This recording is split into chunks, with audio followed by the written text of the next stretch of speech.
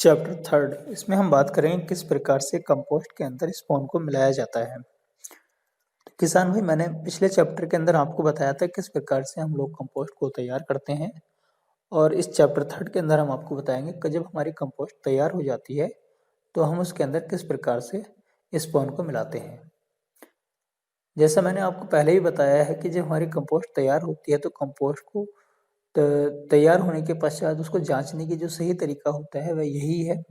जब हम कंपोस्ट को उठाते हैं, कंपोस्ट को उठाकर हाथ से जब दबा के चेक किया जाता है तो उसके अंदर से यदि पानी की बूंदें टपकना प्रारंभ हो गई हैं तो समझो उसके अंदर नमी ज़्यादा है। ऐसे कंपोस्ट के अंदर यदि हम लोग स्पॉन मिलाते हैं तो फिर हमारे जो है बीमारी आने के चांस बढ़ जाते हैं। तो इसलिए किसान भाई, कंपोस्ट की क्वालिटी को चेक कर लें, एक बार फिर से जांच लें। बीज मिलाने के पहले हम लोग कंपोस्ट को फिर चेक कर लेते हैं। यदि उसके अंदर नमी ज़्यादा है तो उसको थोड़ा धूप लगाने की और आवश्यकता है। अब हम बात करेंगे, यदि हमारी कंपोस्ट बिल्कुल पूर्ण रूप से तैयार है तो हम लोग बात करें किस प्रकार से स्पून को मिलाया जाता है।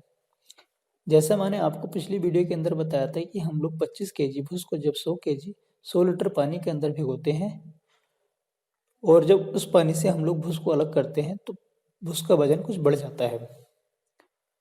यदि हम लोग किसान भाई पानी के अंदर 25 किलो के आसपास भूस भिगोते हैं तो वह अपने वजन का 3 गुना हो जाता है।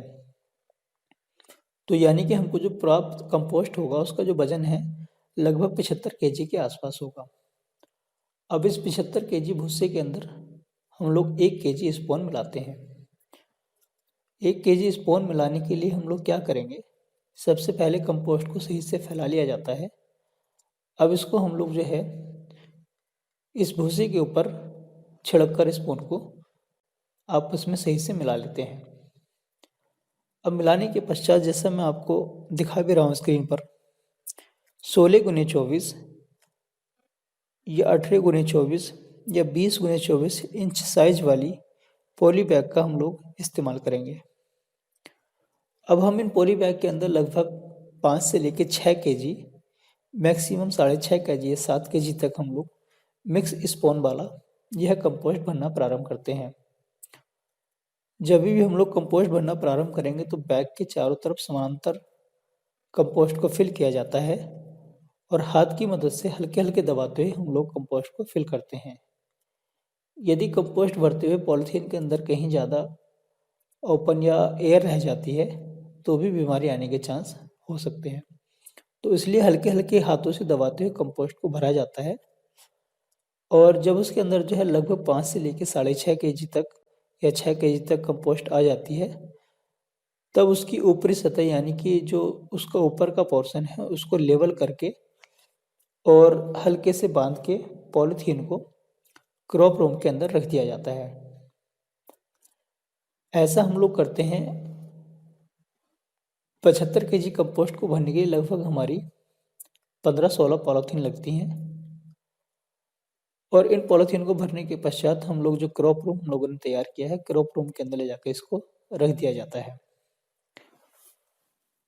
15 दिन के पश्चात हम लोग इसके ऊपर केसिंग मिट्टी की परत लगाते हैं। एक बात ध्यान रखें, हमारे जो कमरे का तापमान यदि सही आता है, 20 से लेकर 30 का आसपास का तापमान हमारे कमरे का यदि आता है तो हमारा माइसीलियम ठीक 15 दिन के अंदर रन हो जाता है। 15 दिन के बाद हम लोग एक केसिंग मिट्टी की परत लगाते हैं, फिर हमारी क्रॉप आना प्रारंभ होती है। अब मैं चैप्टर 4 के अंदर आपको बताऊंगा किस प्रकार से केसिंग मिट्टी या केसिंग सॉइल को हम लोग तैयार करते हैं। चैप्टर 3 के लिए फिलहाल इतना ही। धन्यवाद।